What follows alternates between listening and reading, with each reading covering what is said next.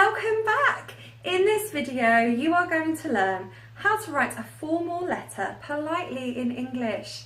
Now, what are the situations you might find yourself in where you need to write a formal letter and you want to sound polite?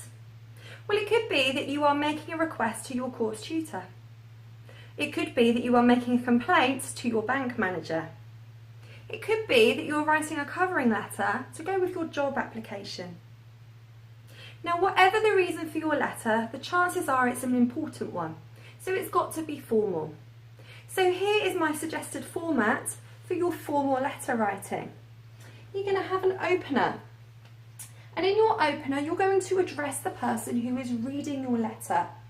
Now, if you know their name, you're going to say, "Dear Mr," and then their surname if they're a man.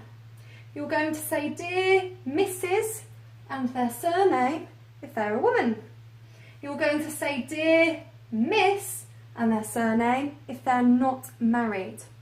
You're going to say, "Dear Mes," and their surname if you don't know whether they are married or not.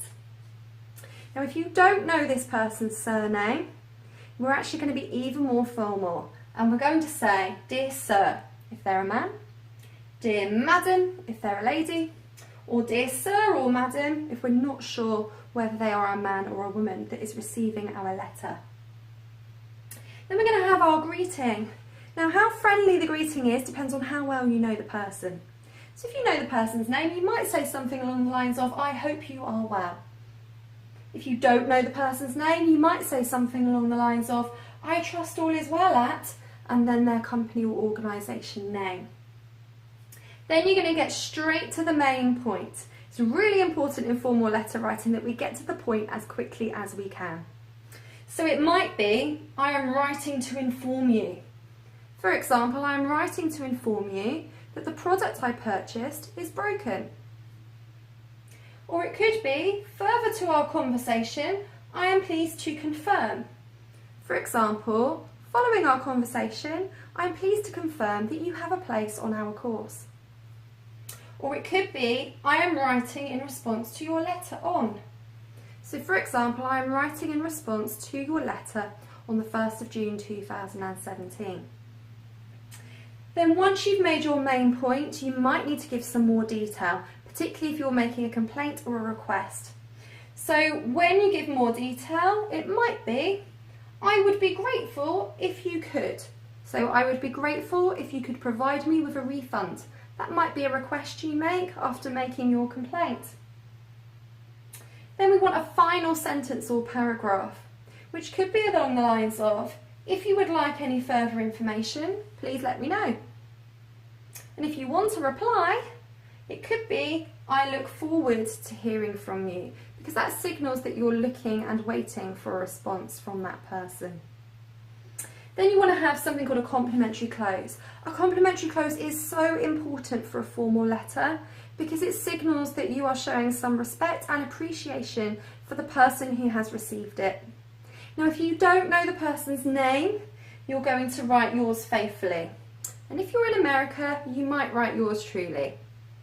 And if you do know the person's name, you're going to write "Yours sincerely," and then you're going to sign your name. Now, within this video and in these examples, I've been using some words that help make me sound more polite. For example, I've been using modal verbs.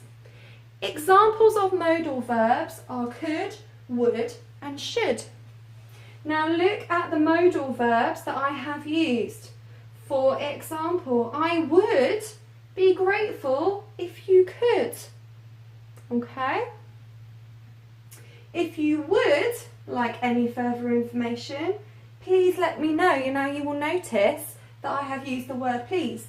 The more we use the word "please," especially if we're making a request, the more polite we will be in our letter writing. You'll also notice I've used the word "grateful." So I'm demonstrating that I'm giving thanks, and giving thanks is being polite. Now, there are some words that I have not used in my letter writing. For example, vague words like "nice" and "good." They're not really meaningful enough in the purpose of a formal letter writing situation, so don't put in those words, they are too vague. Other words I've not used are emotive words. Now, what I mean by emotive words are words that are going to convey my emotion in some way. Now, if you're writing a complaint, you might be feeling a bit angry, but you don't want to come across as angry in your formal letter. You want to come across as polite to get the desired outcome. So we're not going to use emotive words like terrible or rubbish to convey our emotion. We're going to keep the emotion out of our formal letter writing. We're also not going to use contractions. Now, what I mean by contractions are words like I'm, it's, can't, where they're two words that have been shortened to form one word. To be very formal, we're going to use the full wording. So we're going to say things like I am, it is, and cannot. And you will notice that I've used these in some of my examples. Here, I am writing to inform you. I am writing in response to your letter. So we are going to make sure we are using the full words in our sentences to make our letter writing really formal and extra polite. So stay tuned for the next video and I will see you soon. Bye for now.